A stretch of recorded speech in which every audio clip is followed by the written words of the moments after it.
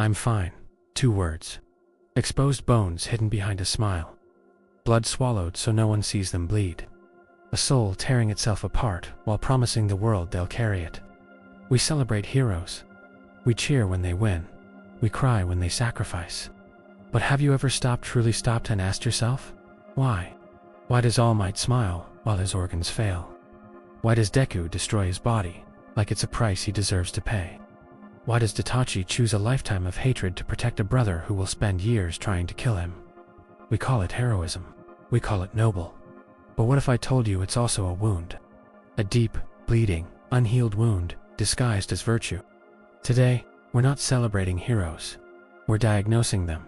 And by the end, you might realize you've been wearing the same cape and paying the same price. Welcome back. If you've watched our villain psychology breakdown, you know we don't do surface level here. We go deep. We go uncomfortable. We go to the places that make you pause and question everything. Today's exploration, the broken savior. Understanding the psychology that drives anime heroes. We'll dissect characters like All Might, Deku, Itachi, and others, not as paragons of virtue, but as complex psychological portraits of what it truly costs to save others. But before we begin, I need to ask you something personal. Have you ever helped someone when you were falling apart inside? Have you ever said, "Do we want to worry about me," when everything inside you was screaming for someone to notice? Have you ever felt more comfortable saving others than admitting you needed saving yourself? If you said yes to any of those, congratulations. You understand heroes better than you think. And that should terrify you. Here's what anime understands that most media doesn't. Heroism isn't just noble. It's often a coping mechanism. Think about it.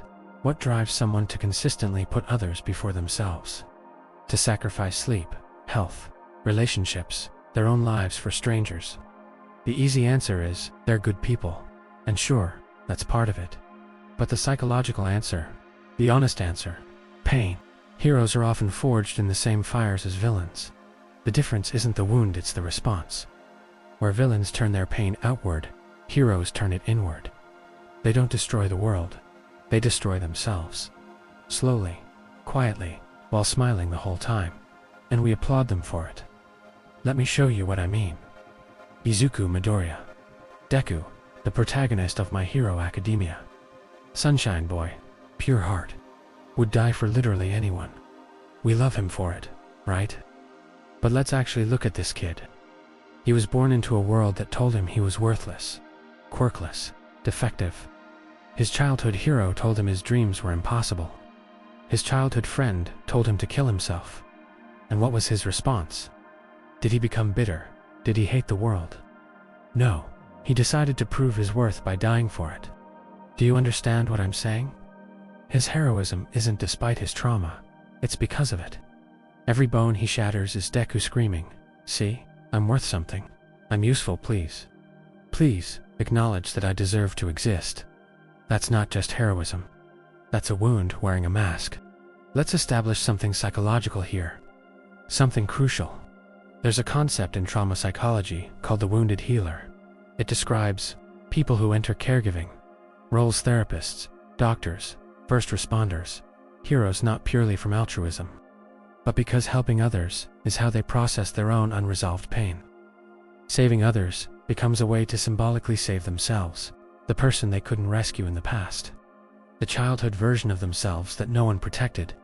Sound like any anime heroes, you know.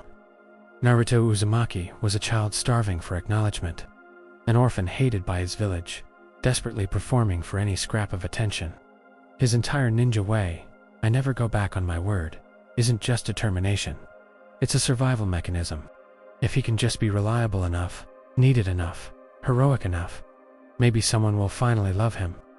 And here's the painful part. It worked. His heroism earned him acknowledgement, but that created an addiction. Now he can't stop. Being needed isn't a choice anymore. It's oxygen. Have you ever felt that? The validation of being the person everyone relies on? The quiet terror of what happens if you stop being useful. This is the trap heroes fall into. Their wound creates their purpose. But because the purpose is tied to the wound, they can never actually heal. All Might is perhaps the most devastating example. Toshinori Yagi gave everything, and I mean everything. His stomach, his respiratory system, his ability to walk without pain. He carved out pieces of himself until he was hollow, and he called it justice. But why? Why give until there's nothing left? Because symbols can't be human. Symbols can't rest. Symbols can't admit weakness, or ask for help, or say, I need a day off. And Toshinori Yagi, he stopped being human a long time ago. He became All Might, a concept, an icon, a symbol. And symbols don't get to bleed. Here's a question. Who are you when you're not useful to anyone? Do you even know anymore? Or have you been performing so long that the mask has fused to your face? I know. That sounds wrong, maybe even offensive. But stay with me. Think about what being a hero provides. Purpose, identity, control, validation, and escape from your own problems. When you're focused on saving others, you don't have to confront yourself. When you're carrying the world's weight, nobody questions why you can't carry your own. When everyone depends on you, you feel necessary. And that feeling of being indispensable, it's a drug. Have you ever noticed that some people always have a crisis to solve? Someone to save, drama to fix. And no matter how much they complain about being exhausted, they never actually stop. That's not selflessness, that's compulsion. That's someone who has confused their trauma response with their identity. Guts from Berserk is the most brutal illustration of this. Here's a man who was violated, betrayed, and abandoned in ways most characters can't fathom. His entire existence becomes about protections, specifically protecting Casca. Noble? Absolutely. But also observe, Guts can't accept protection himself. He can't let others carry him. He refuses vulnerability like it's poison. His heroism is also a fortress. If he's the protector, he never has to feel protected. If he's strong, he never has to admit weakness. If he's saving her, he doesn't have to confront what happened to him. Here's the thing about the need to be needed. It feels like love. It looks like care, but underneath, it's often fear. Fear that you're worthless without a role. Fear that you're unlovable without utility. Fear that if you stop performing, everyone will leave. So you never stop. You can't stop. Stopping means facing the void. What would you do if no one needed you tomorrow? How would you feel? Who would you be? If those questions create panic instead of peace, we need to talk about what you're actually running from. Now we reach the darkest aspect of hero psychology. The one anime portrays with devastating accuracy. The belief that suffering equals worth. Somewhere along the line, many heroes internalize a terrible equation. Pain is the price of redemption. Sacrifice is the currency of love. The more you bleed, the more you deserve to exist. Itachi Uchiha understood this. He slaughtered his entire clan, his own parents. While his little brother watched, he accepted a lifetime of being hated, being hunted, being called a monster. He let Sasuke despise him for years, all to protect him. And when he finally died, still keeping secrets, still carrying the weight, still refusing to let anyone else help. We call this sacrifice. But let's be psychologically honest. This is also martyrdom, and martyrdom is complicated. Martyrs don't just sacrifice for others. They often sacrifice instead of dealing with their own pain. Itachi was a child soldier, traumatized beyond comprehension. Rather than process that trauma, he converted it into purpose. His suffering became sacred, necessary, a twisted form of meaning. And here's the terrifying part. Martyrdom feels righteous. It provides moral superiority. I suffered more than anyone, the martyr thinks. I gave everything. No one can criticize me. No one can say I didn't do enough. Suffering becomes armor, an unassailable defense. Do you do this? Do you ever wear your exhaustion like a badge? Your burnout like proof of virtue? Your self-destruction like evidence that you're a good person? Look how much I gave. Look how little I kept for myself. How dare anyone ask more of me? Can't they see I'm already dying? This isn't health. This is martyrdom syndrome. And anime heroes have it in epidemic proportions. Tanjiro Kamado never complains, never breaks, carries impossible weight with that gentle smile. And we love him for it. But psychologically, that boy is suppressing oceans. He literally cannot process his own grief. Because he's too busy being strong for everyone else. When does Tanjiro mourn? When does he collapse? When does he say, I can't do this? He doesn't. Because heroes can't. And neither can you, right? You can't break down. You can't admit you're drowning, because people depend on you. Because you're the strong one. Because if you stop, who will you even be? So what happens when it finally becomes too much? When the mask cracks? When the cape tears? When the hero hits a wall they can't smile through? Anime shows us this too. And it's horrifying precisely because it's so human. Gone freaks. Hunter x Hunter's sunshine protagonist. Optimistic, kind. The boy who believed he could befriend anyone. And then Kite died.